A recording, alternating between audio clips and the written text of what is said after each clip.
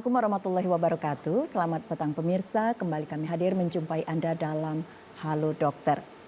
Saudara, di tengah perkembangan zaman yang semakin pesat, anak-anak menghadapi berbagai tantangan mulai dari pola makan, aktivitas fisik, penggunaan gawai hingga tekanan sosial dan emosional. Namun, tahukah kita bahwa fondasi masa depan yang kuat tidak hanya dibangun dari kesehatan fisik, tetapi juga dari kesehatan mental yang terjaga sejak usia dini. Saudara, kita akan membahasnya kali ini dalam Halo Dokter bersama Dr. Julius Anzar, SPA atau spesialis anak, subspesialis nutrisi penyakit metabolik konsultan. Dan beliau merupakan anggota MKEK ID cabang Palembang. Sepertinya agak sulit menyebut namanya ya dok ya. Selamat sore dokter sebelumnya.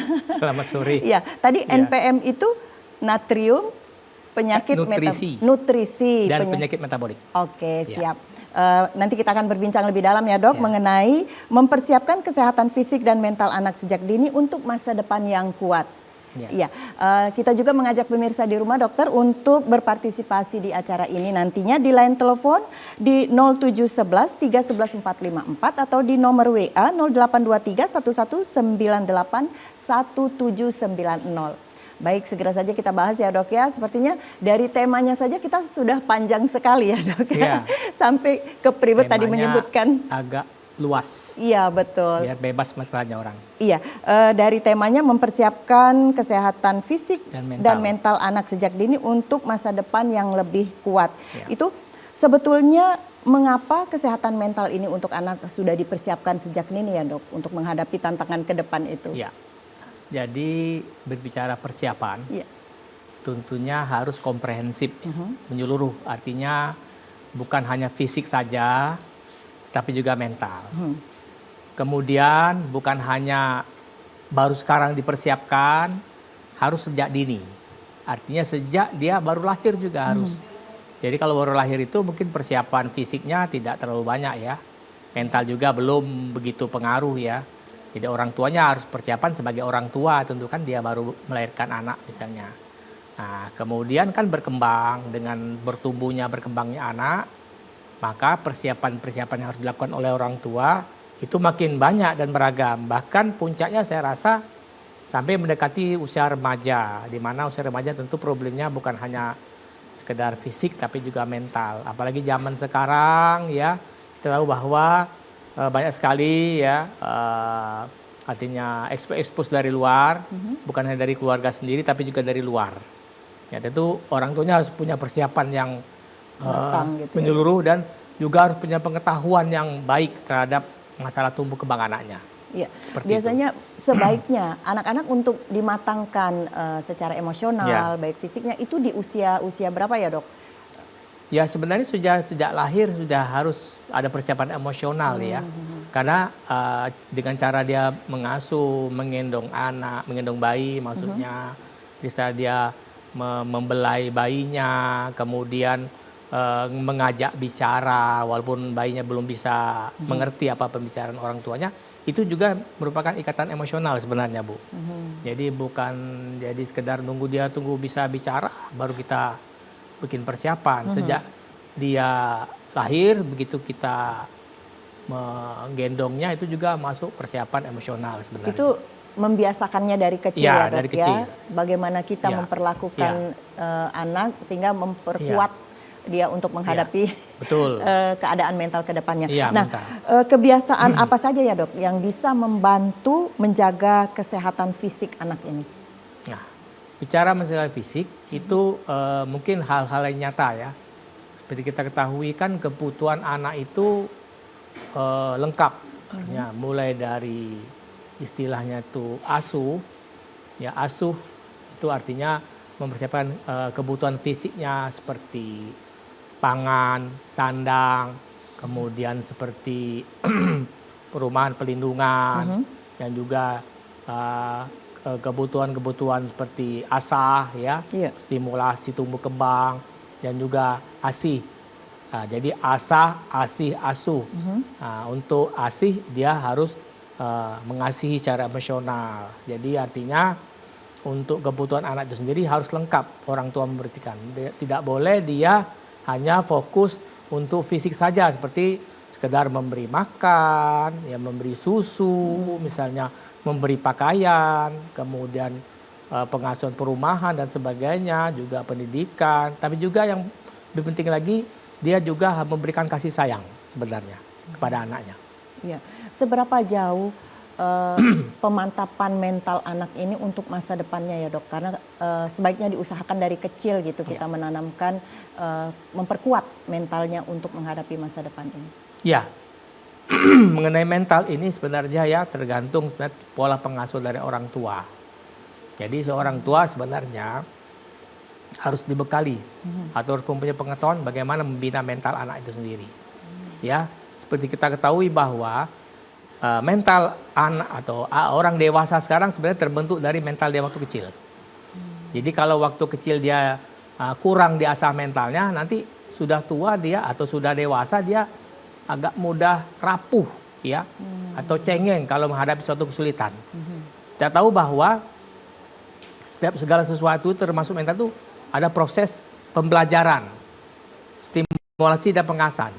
Jadi kalau ada orang tua tidak membiasakan anaknya membina mental atau emosionalnya, maka nanti takutnya ketika dia sudah dewasa dia mudah sekali putus asa, mudah sekali dia frustrasi, ya, mudah sekali dia sepertinya depresi bahkan ya, apabila ada tekanan atau kesulitan mental seperti itu. Ya, bagaimana kita mengetahui ya dok, orang tua khususnya ya, bahwa anak ini mengalami gangguan mental akibat pengasuhan gitu. Misalnya adakah perubahan kesehatan Ciri-ciri mental? ciri-cirinya ya. Ya, sebenarnya pemerintah sudah menyiapkan program, sebenarnya program namanya ada SDIDTK, artinya suatu screening dini untuk tumbuh kembang yang bisa dilakukan oleh para orang tua di rumah. Jadi artinya itu orang tua bisa mendeteksi ada sesuatu yang lain dari anaknya. Ya, misalnya anaknya yang paling gampang saja misalnya kan. Yang paling gampang saja misalnya. Anak biasanya kalau pulang sekolah kan menyapa orang tuanya, senyum. Tapi kalau pulang sekolah langsung masuk kamar, itu terus curiga tuh. Langsung seperti kesalahan, misalnya anak itu kan tidak bisa menyembunyikan kekecewaannya ekspresinya ya. Gitu dia ya. pulang sekolah, taruh tas langsung masuk kamar langsung.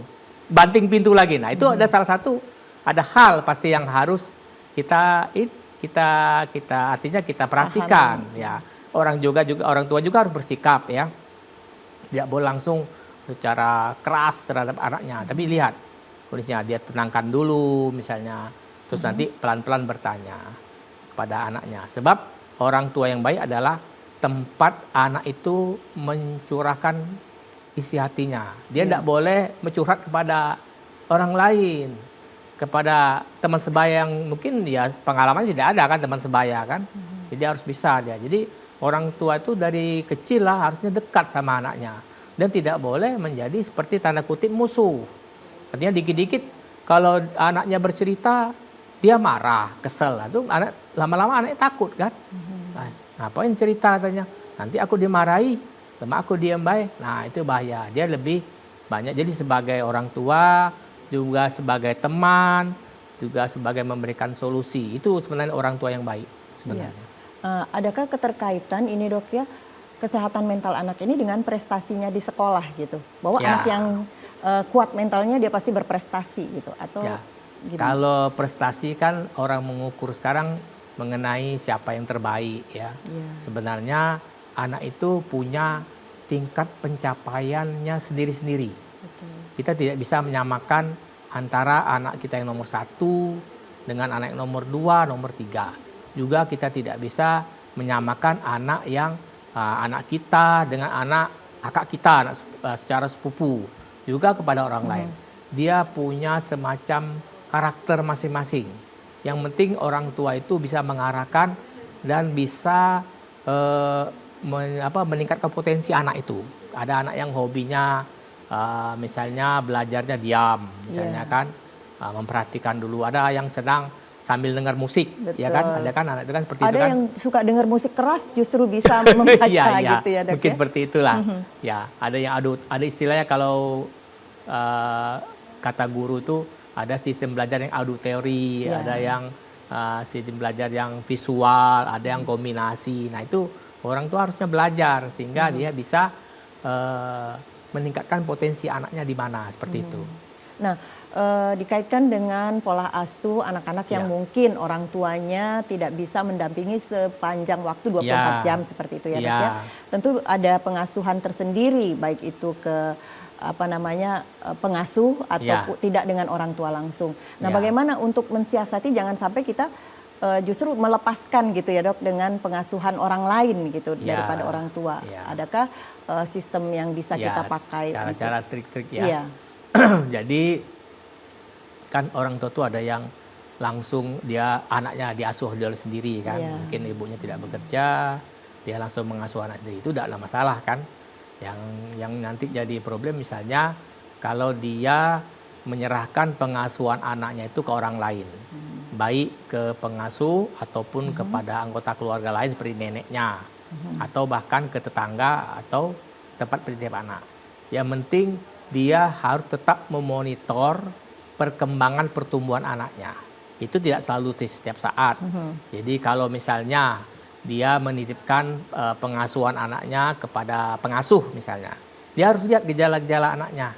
Bagaimana anaknya itu, apakah sepertinya perkembangannya baik-baik saja, ya dia bisa baca-baca kan di buku di mana ciri-ciri anak yang baik itu bagaimana ya. Misalnya anaknya ceria, anaknya tidak seperti ketakutan ya. Seperti misalnya anak itu atau anak yang lesu, tidur aja gitu kan. Ada apa ini? Dan sekarang kan teknologi sudah canggih. Kalau kita memang ingin mengetahui sesuatu, kita pasang CCTV di rumah kita. Lihat pengasuhan itu. Apakah benar pengasuh kita mengasuh anak kita dengan benar? Bisa, tidak apa-apa. Itu sah-sah saja itu. Kita pasang CCTV misalnya. Nah, kemudian juga kita harus melakukan pengecekan kesehatan anak kita, baik pertumbuhan perkembangannya secara berkala. Sekarang kan sudah ada posyandu sebenarnya yang bisa memeriksa anak kita. Puskesmas bisa itu. Kita periksakan anak kita secara berkala walaupun tidak ada keluhan. Anak saya baik-baik saja, main seperti biasa, seperti anak lain. Tapi kita kadang tidak tahu bahwa anak kita itu tertinggal dari umurnya. Harusnya misalnya umur 5 tahun, kepandaiannya baru 3 tahun. Kita anggap biasa-biasa saja. Iya, karena kita tidak tahu bahwa umur 5 tahun harus bisa apa. Nah itu kalau di puskesmas atau di posyandu, bisa mereka ada checklistnya. Ya, misalnya umur 3 tahun, 6 bulan, harus bisa apa. Itu harus bisa semua tuh. Nggak boleh satu pun nggak bisa. Kalau tidak bisa, berarti ada semacam keterlambatan perkembangan. Indikatornya seperti apa ya, Dok, untuk anak-anak yang memang sudah tahap sekolah gitu? Ya. Tapi nanti dijawabnya ya, Dok ya. Kita lihat dulu yang berikut ini.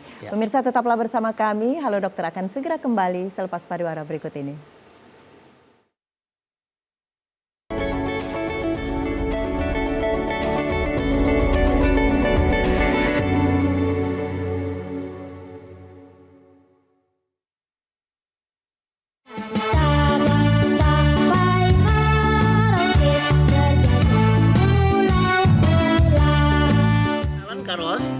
Kayus pengen kita kenalan semua nih sebelah hari kanan kaki itulah Indonesia. Berkibarlah bendera negeriku, berkibarlah engkau di dadaku. Gaizan sendiri sudah hafal berapa juz sih? Boleh dikasih tahu nih sama teman-teman lainnya? 2 juz. 2 juz, Masya Allah. Sekarang Kayus terasa ini sudah selesai dan di sini masih tersisa 1. Jadi kalau anak-anak ikut lomba mewarnain, pastikan semuanya full diwarnain ya. Melaraskan keanggunan daku ini. Let's get scratching.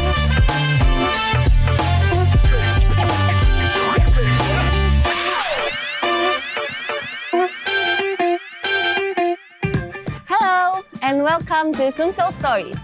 I am Amira Shifa, your host, as we explore the heart of South Sumatra. Its culture, its people, the tradition, education, and everyday stories that inspire and connect us all. From local tradition to hidden gems, stay with us as we bring you closer to the warmth and wonder of South Sumatra. Suji Lake is located at Lembak Village, Lembak Subdistrict, Muara Enim Regency, with a distance around 80 kilometers from Palembang. Since their occupation of Palembang's region on 14th of February 1942, Japan soldiers expanded their colonization to Karang Endah, Prabu Muli, and towards Lampung.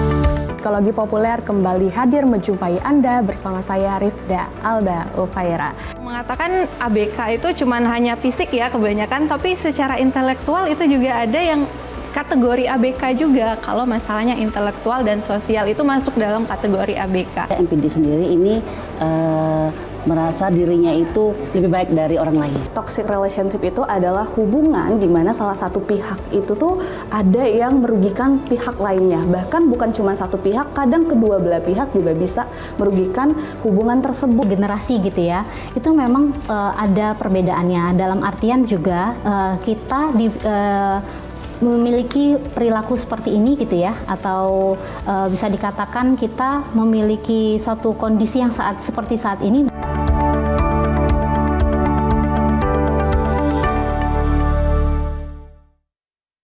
Salah satu bentuk kecintaan kita terhadap Al-Quran adalah dengan senantiasa membaca Al-Quran. Bismillahirrahmanirrahim. Membaca Al-Quran merupakan ibadah yang luar biasa. Setiap huruf yang kita baca itu mengandung pahala yang kemudian dikalikan oleh Allah Subhanahu wa taala sebanyak 10 bacaan. Huwallazi yuriikum ayatihi wa yunazzilu lakum minas samaa'i rizqa. Huwallazi yuriikum ayatihi wa yunazzilu lakum minas samaa.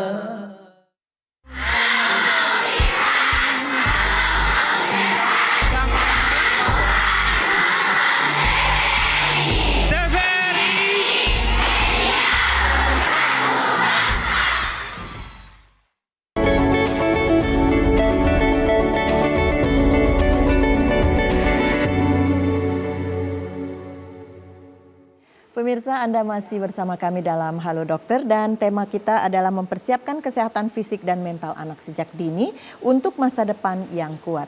Masih bersama Dr. Julius Ansar, SPA, subspesialis NPM konsultan yang merupakan anggota MKEKI di cabang Palembang. Dan saudara, kami masih mengajak Anda untuk berpartisipasi di line telepon 0711 311 454 dan di nomor WA 0823 1198 1790. Kembali kita bersama Dr. Julius. Ya. Dok, tadi indikatornya untuk mempersiapkan anak ini bahwa mentalnya sudah siap atau mengajarkan anak-anak itu untuk memperkuat mentalnya sejak usia sesuai dengan usianya. Itu seperti apa? Jadi di awal sudah saya jelaskan bahwa persiapan itu harus sejak dini ya. Jadi tidak bisa kita menunggu anak itu sudah bisa tulis baca misalnya. Anak sudah bisa bercerita. Bahkan sejak dini kita sebenarnya sudah bisa mempersiapkan mentalnya. Ya. Nah, tapi lain ini ya periodenya ya. Kalau periode balita mungkin sekali-sekali kita membiarkan dia mengerjakan sesuatu dengan sendiri sambil diawasi, ya. Kalau dia sudah misalnya SD, misalnya baru prasekolah, baru awal sekolah, mungkin kita mengawasi apa yang dikerjakan, sedikit-sedikit kita membenarkan apa yang salah. Kemudian kalau dia sudah SMP, mungkin kita lihat saja mungkin tidak banyak intervensi. Makin besar usianya, kita makin agak tanda kutip menjauh dari mengintervensi apa yang dia kerjakan dan lakukan. Nah, kemudian diajarkan juga kepada anak itu berdiskusi. Ya, artinya begini. Misalnya dalam keluarga kita ingin memutuskan sesuatu, misal contoh saja misalnya, oh kita liburan tahun ini pengen jalan-jalan misalnya. Ayo usul, siapa yang usul? Ada 3 anak kita, boleh diusul, Pak mau ke sini misalnya. Mau ke situ, apa alasan kamu milih misalnya memilih tempat jalan-jalannya ya. Nah, kita bisa, jadi kita ajar anak kita latih diskusi. Kemudian misalnya kita membuat semacam simulasi-simulasi. Misalnya kalau misalnya teman kamu bersikap misalnya kasar misalnya, ketus sama kamu. Nah, apa sikap kamu misalnya, bisa juga contoh seperti itu ya. Nah, kita juga nanti setelah kita memberikan semacam kuis atau soal kepadanya seperti itu, kita memberikan pendapat dan juga dia bisa berpendapat. Dia juga nanti mengumpulkan alasan-alasannya, itu yang penting. Jadi sebenarnya sejak awal anak itu sudah bisa dilatih macam problem solving.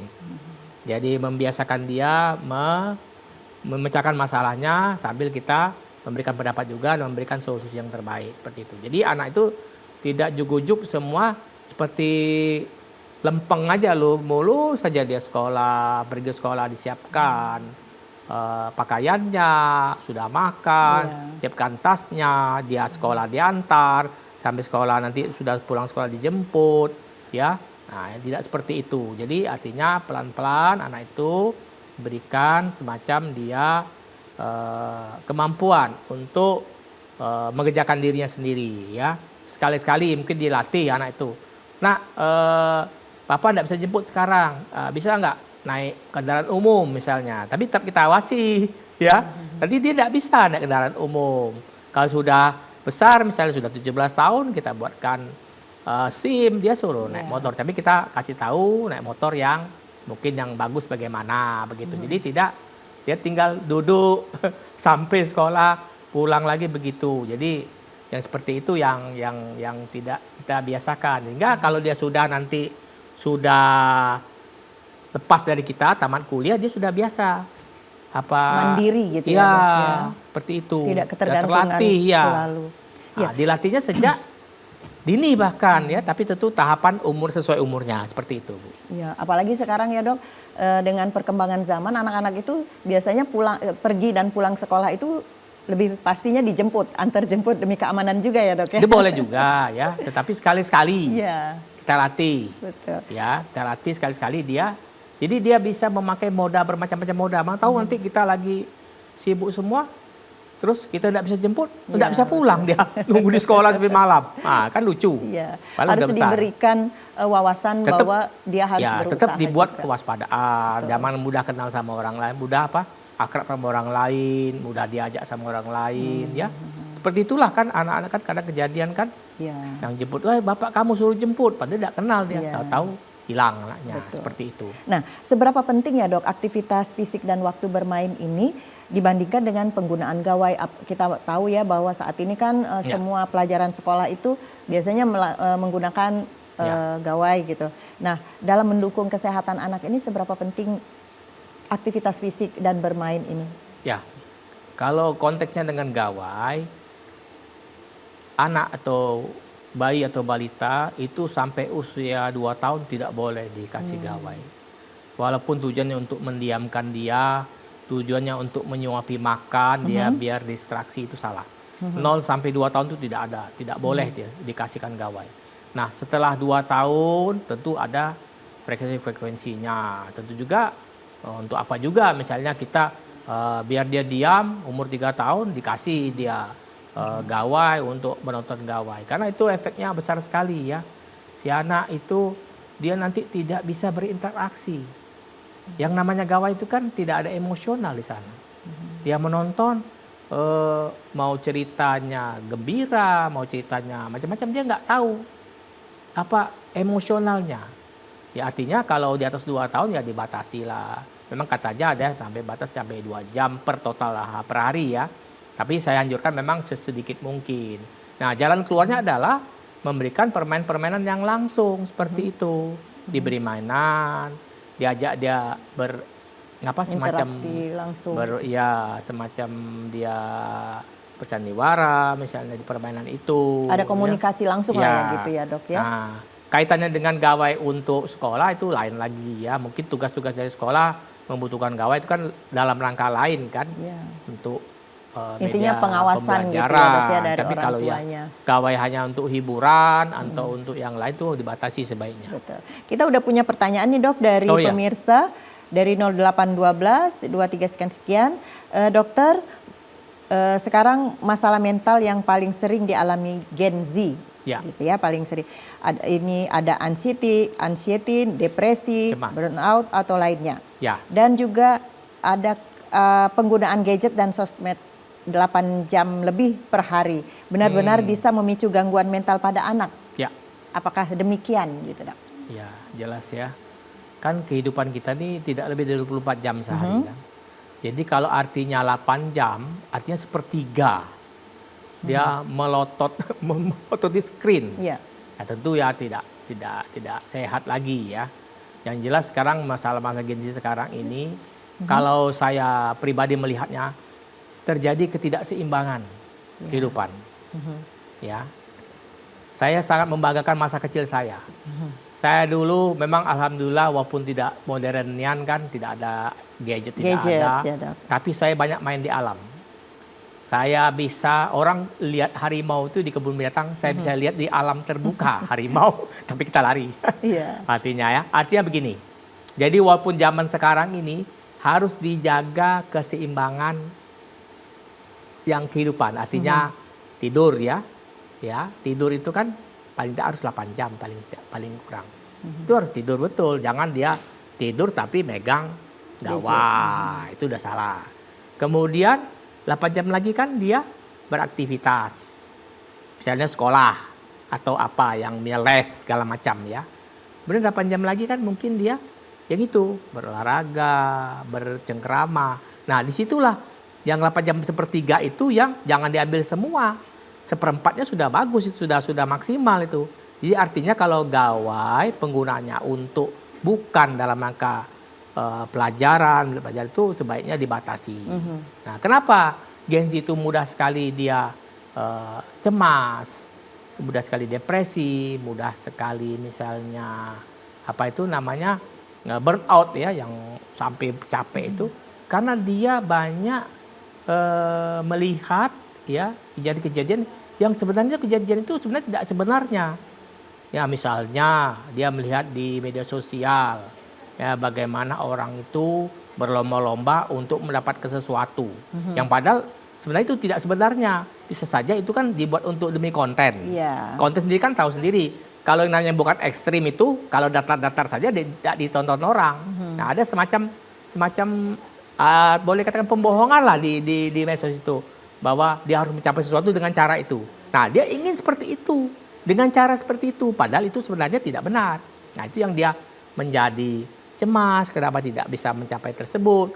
Menjadi depresi. Kenapa tidak bisa menuangkan cerita seperti itu. Dan juga terjadi kelelahan. Karena semuanya dia lihat. Di media sosial itu kan berita ini, lihat ini. Yang tidak perlu dia ketahui, yang tidak perlu dia pikirkan. Itu masuk semua ke otaknya. Jadi artinya dia harus menyaring. Artinya dengan cara menyaringnya bukan jaring berapa yang dia perlu. Bukan. Membatasi penglihatan dia terhadap. Nah sekarang kan sudah ada peraturan dari Komdigi ya. Nah anak yang 16 tahun ke bawah tidak boleh punya akun kan. Itu bagus itu. Karena dia harus fokuslah kehidupan nyata. Seperti itu. Nah, jadi artinya sekarang ini orang tua harus melatih anaknya berikut tetap harus diperhatikan dan mendampingi ya dok ya. Bermain, memperhatikan. Tidak bisa lagi kita anak main sendiri, kita sendiri. Ya mungkin jadi seorang tua sekarang ini lebih sulit dibanding zaman dulu tuh. Iya betul. Lebih sulit. Baik dokter, nanti kita akan lanjut lagi ya dengan pertanyaan-pertanyaan selanjutnya. Namun kita simak terlebih dahulu yang mau lewat berikut ini. Pemirsa, tetaplah bersama kami. Halo Dokter akan segera kembali.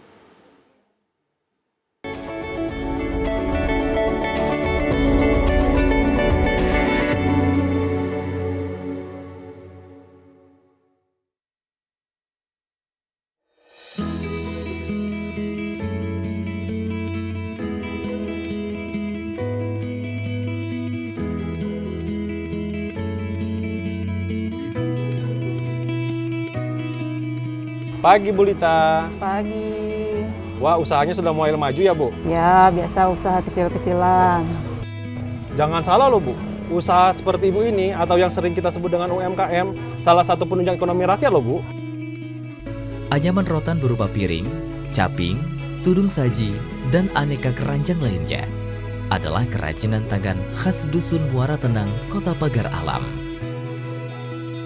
Dan menjadi cenderamata bagi wisatawan yang berkunjung ke kota wisata Pagar Alam. Industri kecil ini ditekuni masyarakat secara turun-temurun. Ada 95 UMKM anyaman rotan yang tersebar. 235 orang tenaga kerja terserap dengan nilai investasi Rp674.300.000. Bu, saya beli ini ya, tolong dibantu hitung, tapi jangan mahal-mahal loh Bu. Katanya Bapak mau membantu UMKM, kok nawar? Namanya juga pembeli, nawar boleh dong Bu.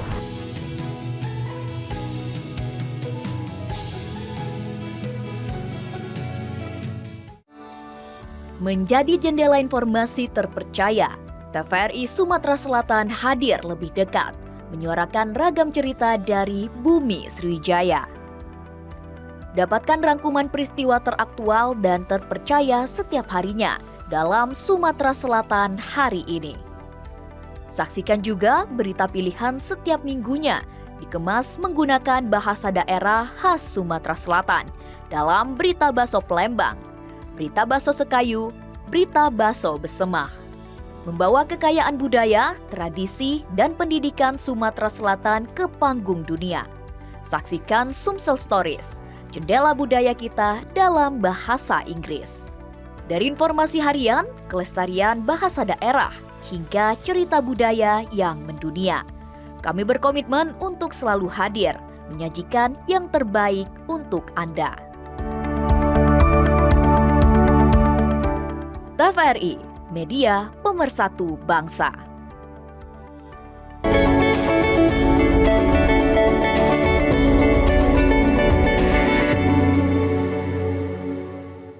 Saudara, terima kasih Anda masih bersama kami dalam Halo Dokter. Masih bersama Dr. Julius Anshar, SPA Subspesialis NPM Konsultan, yang merupakan anggota MKIKI di cabang Palembang. Dokter, sebetulnya prakteknya di mana ini kalau misalnya ada pemirsa di rumah yang ingin konsultasi langsung dengan Dr. Julius? Ya dulu saya sebenarnya kan dulu sebelum di rumah sakit ini saya di Kayu Agung waktu itu ya. Baru tamat spesialis saya di Kayu Agung 7 tahun. Kemudian saya pindah ke Rumah Sakit M. Husin karena ASN kan, pegawai negeri, kemudian diminta jadi staf pengajar, karena FK itu kerjasama dengan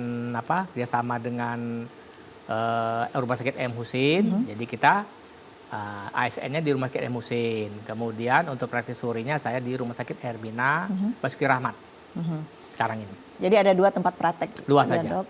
Jadi kalau mau ketemu dokter di jam-jam berapa? Untuk kalau jam kerja Senin sampai Jumat di M. Husin. Setiap pagi gitu ya Dok? Ya rata-rata saya kan kerjakan dulu pasien di Bangsal, mungkin jam 11-an ke atas lah sampai jam 4 sore ya. Bisa mendaftar dari bisa sebelumnya ya Dok ya? Kemudian kalau sore di luar jam kerja ya di Hermina. Oke, pemirsa di rumah sudah mencatat jadwal praktek Dr. Julius ya untuk bisa konsultasi langsung. Baik pemirsa dan juga dokter, kita sudah ada pertanyaan lagi nih dari pemirsa di 0857 88 sekian-sekian. Dokter, pertanyaannya saat ini tidak sedikit anak yang sejak dini memiliki jadwal yang padat. Mulai dari sekolah, les, hingga berbagai kegiatan tambahan. Yang jelas orang tuanya ingin memiliki banyak prestasi ya Dok ya. Nah dari sudut pandang medis, apakah kondisi tersebut berpotensi mengganggu kesehatan mental anak? Dan bagaimana menilai batas antara memberikan stimulasi yang baik dengan memberikan tekanan yang berlebih Dok? Ya, terima kasih ya. Bagus sekali pertanyaannya ya. Jadi kalau soal potensi itu Saya rasa ada semua ya. Betul. Tinggal cara mengaturnya saja yang penting. Mengatur bagian pembagian waktu untuk sekolah, untuk les, untuk istirahat, ya, dan untuk tidur. Yang penting itu pembagiannya. Jadi jangan sampai nanti pulang sekolah lesnya mungkin penuh dari Senin sampai Minggu bahkan dipakai. Nah, itu tidak sehat ya, jelas ya. Mudah-mudahan sekali itu terjadi, bisa anaknya kecapean ya. Artinya bukan prestasi yang dijangkau tapi nanti penurunan dari kondisi. Karena kan manusia itu kan ada batasnya ya. Dan juga jangan kita punya target sama anak tuh. Pokoknya kalau sudah les nih harus jadi juara 1 misalnya, tidak. Dia punya potensi masing-masing. Orang tua yang baik adalah orang tua yang tahu anak itu posisinya di mana. Ya, mungkin dia tipe yang suka misalnya sosial ya, ilmu sosial. Mungkin anaknya suka ilmu bahasa, budaya, sastra. Ada yang suka ilmu pasti ya. Nah, ilmu pasti juga macam-macam ya bagiannya. Jadi orang tua tuh harus bisa melihat anaknya tuh sebenarnya kelebihannya di mana, seperti itu. Mungkin seperti Tapi itu. Ya. kebanyakan orang tua nih kalau anaknya kebanyakan di rumah bermain gitu ya dok. Jadi mengisi waktu pulang sekolah itu dengan les. Tapi ternyata tidak semua baik ya dok kalau kebanyakan waktu lesnya itu. Main juga penting saya rasa ya. Main aja bisa main sama adiknya atau dia main sendiri ya. Mungkin coret-coret. Mungkin dia mengatur-ngatur apa gitu di rumah itu sebenarnya bagus juga ya. Mungkin perlu dibatasi saja jadwalnya ya dok. Bukan Dalam seminggu 3 kali boleh. gitu ya. Cuman yang tidak boleh itu adalah main terus, belajar tidak pernah. Itu yang menyulitkan. Iya. Baik dokter, sudah ada lagi pertanyaan ini dari 0831 76 sekian-sekian. Assalamualaikum dokter, saya dari Martapura. Apakah aktivitas fisik yang paling efektif untuk membangun motorik kasar dan ketahanan tubuh anak sejak usia dini? Oh iya. Kalau ini lihat konteks umurnya ya. Iya. Kalau anak balita itu masih banyak berkembang keterampilan motoriknya. Yeah. Tentu fisik di sini artinya stimulasi.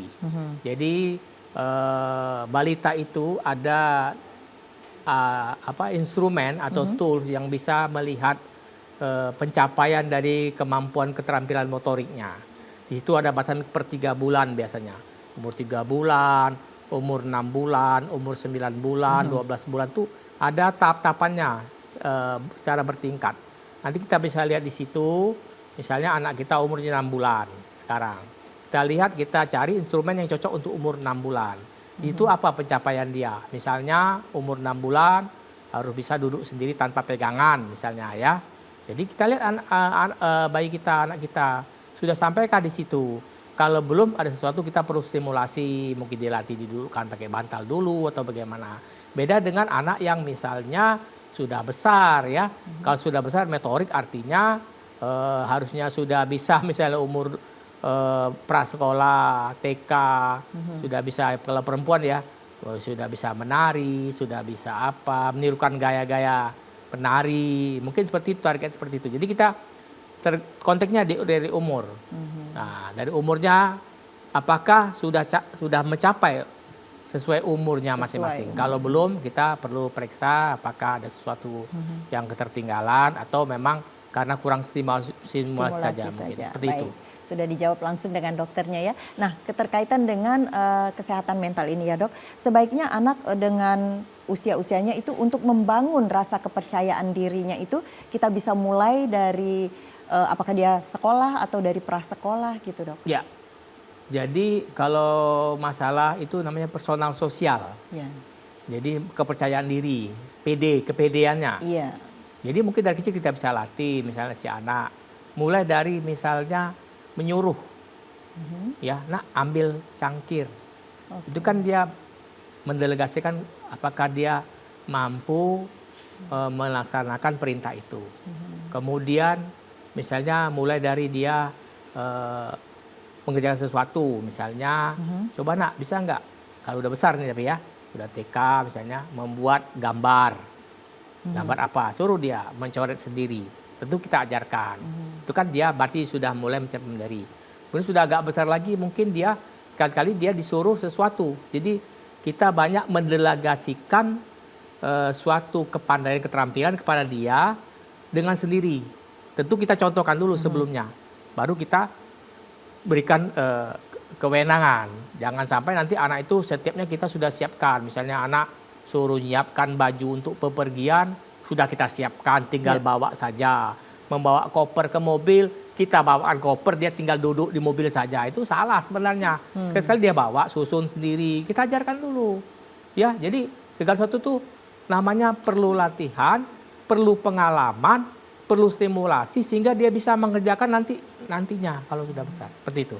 Jadi memang sudah ditata kemandiriannya sejak dini. Dini tadi, dini artinya sesuai dengan umurnya. Iya. Ya. Nah, tapi terkadang kita karena mengingat dia selalu kecil gitu ya Dok ya, jadi dia perlu bantuan. Nah, hingga dia besar sedikit di usia-usia sekolah menengah gitu ataupun di sekolah atas itu, kita bagaimana mendampingi anak ini untuk menghadapi tekanan, misalnya seperti perundungan ataupun bullying di sekolah gitu Dok. Ya, tentu juga tidak terlepas juga dari agama juga sebenarnya ya.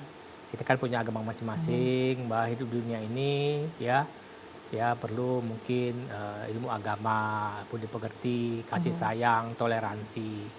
Yang itu mungkin perlu digiatkan lagi diskusi-diskusi itu. Mungkin guru dengan muridnya, macam ceramah, talk show segala macam. Juga mungkin dia ikut les-les juga tuh kan, dia les misalnya les nari misalnya. Bukan hanya menari saja, mungkin dia toleransi sama kawannya, mungkin latihan bergantian atau kawannya yang kurang pintar dia ikut mengajarkan. Itu juga sebenarnya pendekatan yang baik untuk supaya anak ini tidak dibully ya. Dan juga sebenarnya pembuli itu sendiri punya latar belakang perkembangan mental yang tidak baik menurut saya. Tidak mungkin dia langsung bisa seperti itu, bisa membuli orang. Pasti ada latar belakangnya. Mungkin kehidupan dari keluarganya keras, sangat keras. Sehingga sendiri dia di rumah sendiri dia tanda kutip dibully oleh yang berkuasa atau orang tua atau kakak adiknya di sana. Dia di luar ikut membuli orang. Jadi artinya kita lihat ke belakangnya kenapa anak itu bersifat seperti itu. Dan kita ajarkan juga pada anak kita, kalau tanya dibully, ya kita ada waktunya mungkin tidak perlu membalas, ya tidak perlu berkelahi. Kalau kita zaman dulu, saya kurang tahu ya, ada pembulian apa enggak ya kita zaman dulu ya. Tahu saya dulu berkelahi, saya suka berkelahi dulu. Jadi karena saya suka berkelahi, tidak takut sama orang, saya takut sama Tuhan, saya bilang. Kamu laju. Karena dulu jadi mungkin orang takut akhirnya. Orang tua tidak terlalu banyak turun tangan untuk anaknya, termasuk dengan di sekolah mungkin ya Dok ya. Kalau dulu kan kita memang betul-betul diajar untuk mandiri gitu.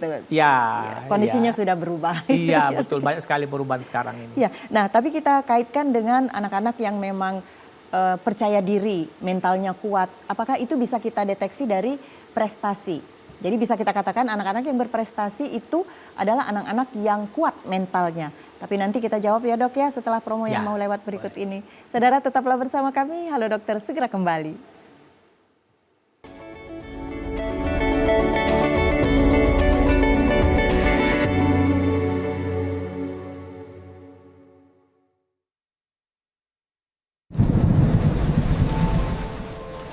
Rumah kita punya atap.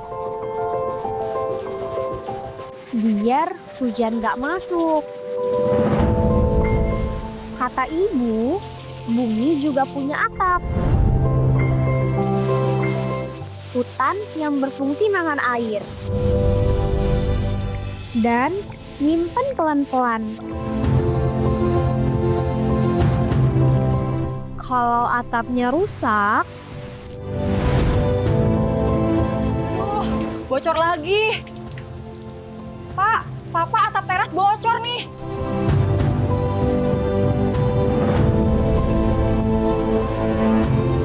Kayak gini kalau hutannya hilang.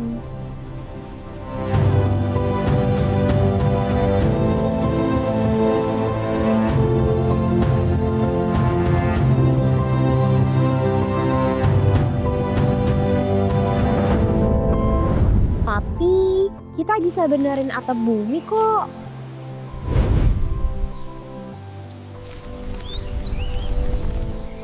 Nadia, sudah malam. Yuk tidur, Nak.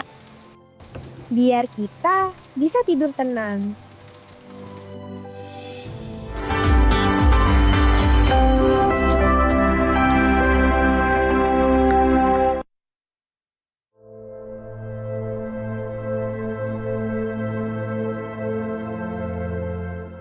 kita mungkin lahir dari suku yang berbeda, berbahasa dan berbudaya beragam. Tapi hati kita bicara hal yang sama, damai. Karena rukun itu bukan soal kesamaan, melainkan kesediaan untuk saling menerima. Berbeda suku, satu tujuan. Berbeda berbudaya, satu cita. Sebab Indonesia tidak dibangun karena keseragaman, melainkan karena semangat untuk hidup rukun dalam keberagaman. Berbeda suku, satu tujuan. Berbeda berbudaya, satu cita. Sebab Indonesia tercinta tidak dibangun karena keseragaman, melainkan karena semangat untuk hidup rukun dalam keberagaman.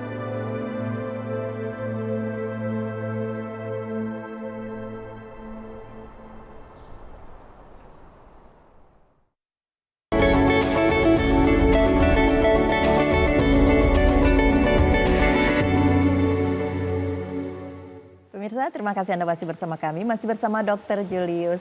Dokter, tadi pertanyaan kita belum terjawab ya, bahwa anak yang kuat mentalnya itu adalah anak yang cerdas. Itu bisa dibuktikan gitu ya, Dok? Ya, jadi seorang anak yang mencapai prestasi tertinggi itu bagus. Ya jelas bagus mentalnya ya, Betul. terutama mental bertandingnya. Ya. Tapi kan setiap situasi, setiap kondisi, cara itu kan tentu berbeda-beda. Ya. Si anak mungkin terbiasa untuk berlatih, bertanding, sudah dilatih oleh pelatihnya untuk kalau bertanding itu begini, supaya menang begini, bagaimana dia menghadapi tekanan semacam jiwa kompetisinya jiwa gitu. kompetisi, ada semacam teror apalah antara lawan mainnya, itu ya tentu bagus ya. Nah, tentu aspek lain juga harus kita latih, misalnya bagaimana dia kalau dia tinggal sendiri di kota lain, atau begini aja lah misalnya, sekali dia misalnya, nak kamu nggak usah ikut ya, bapak mama mau pergi ke rumah saudara misalnya agak sore baru pulang, dia di rumah, bagaimana dia sendiri di rumah, itu yang awal-awalnya. Kemudian sekali mungkin dia pergi ya, artinya bukan pergi sendiri, maksudnya itu bagaimana dia siap secara mental dengan segala macam kondisi, seperti itu. Iya, berarti memang tetap dalam pantauan ya, Dok ya, sejauh apa mentalnya bisa menyeimbangkan dengan kondisi gitu ya. Baik dokter, sudah ada pertanyaan lagi ini dari Ibu Nisa di Jakabaring. Dokter mau bertanya, ada beberapa anak yang mengalami kehidupan yang tidak sama dengan anak lain, sehingga dia mengalami pertumbuhan kembang yang lebih dewasa dari usianya.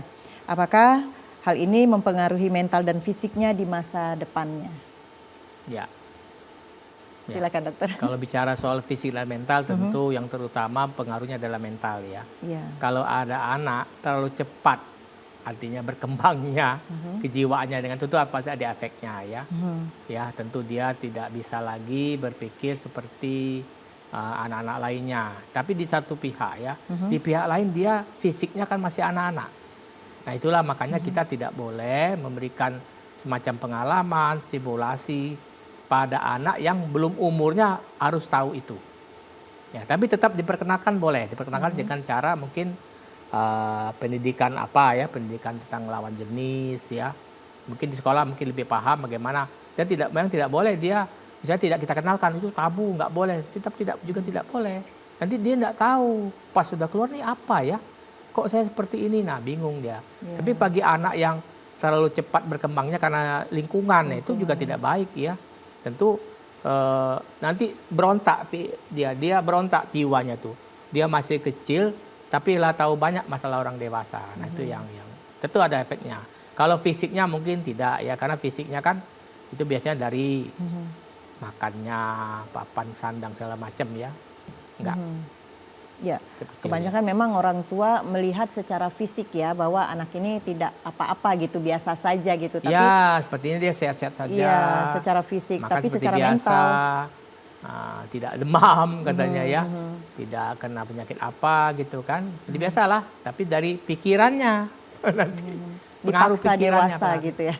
Pikirannya diperpengaruh, karena dia pengalaman dia beda dengan anak lain yang makanya Ya contoh saja misalnya, contohkan ini misal saja ya, artis, dia masih anak sudah jadi artis kan, dan kehidupannya kan nggak bebas, artis itu, dia harus kejar tayang, berlatih dengan waktu bermainnya dikorbankan. Ya, tentu dia sebaiknya kalau artis yang seperti itu yang masih anak sudah ngetop misalnya, jadi ada juga waktu bermain mestinya, nggak boleh dia melulu itu semacam juga apa istilahnya itu.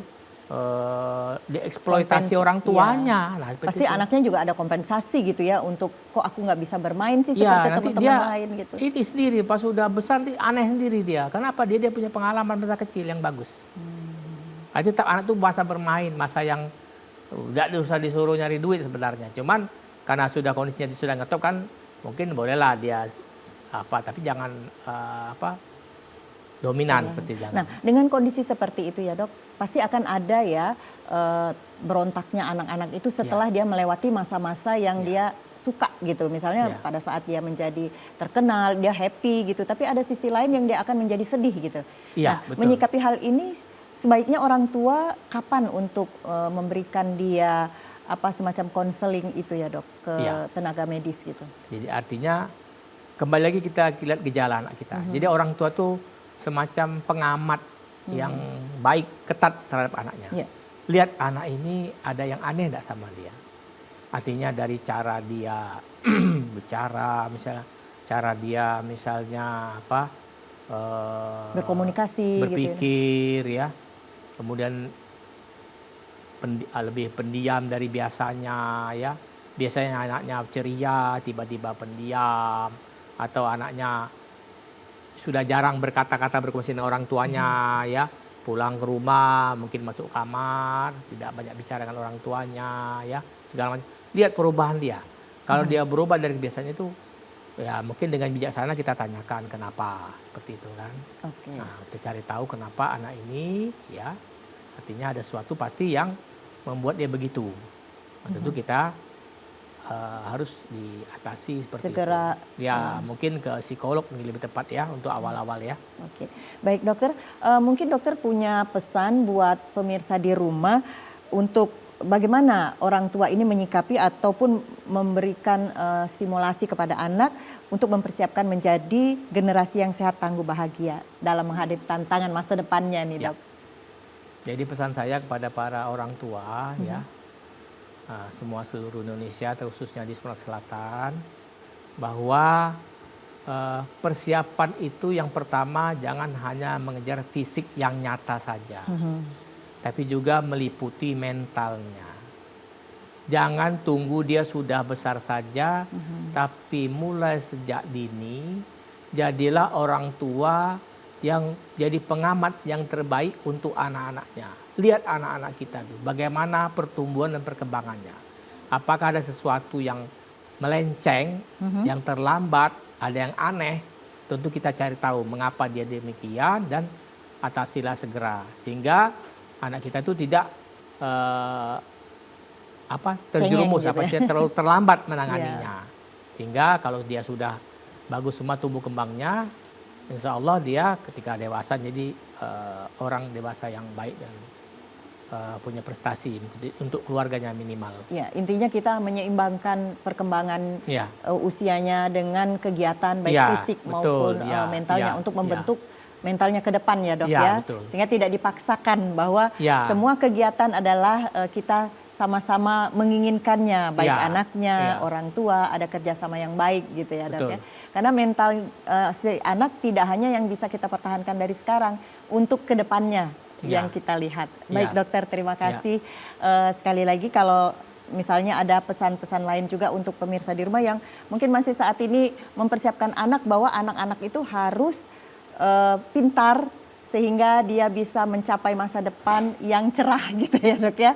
Mungkin bagi sebagian orang tua masih berpikir demikian ya dok. Ternyata bahwa anak-anak itu tidak bukan yang bisa kita bentuk semau orang tua. Bukan. Ya dok ya. Jadi mungkin bisa dokter simpulkan dari pembicaraan kita sore ini bisa disampaikan dengan pemirsa. Baiklah. Jadi persiapkanlah anak kita ya secara baik fisik maupun mentalnya sejak dini Ya, gunakanlah sarana prasarana yang ada dari pemerintah, dari swasta, dan dari ilmu pengetahuan yang kita punya. Mudah-mudahan dengan persiapan yang begitu baik, kita bisa membentuk anak-anak kita menjadi anak yang berguna di masa depan, baik bagi keluarga, keluarga besar, masyarakat, dan negara. Saya rasa itu. Baik, terima kasih dokter. Bincang-bincangnya sore ini, semoga ini bermanfaat untuk kita semua ya. Apalagi dikaitkan saat ini memang anak-anak itu menjadi perhatian khusus juga dari pemerintah ya. Ya, betul. Baik, dokter sekali lagi kami ucapkan terima kasih dan semoga putra-putri kita memiliki mental yang kuat untuk menggapai masa depan dengan mental yang kuat juga demi masa depan yang cerah. Baik pemirsa, demikian bincang kita dalam Halo Dokter kali ini. Terima kasih atas perhatian Anda. Sampai jumpa. Wassalamualaikum warahmatullahi wabarakatuh. Waalaikumsalam.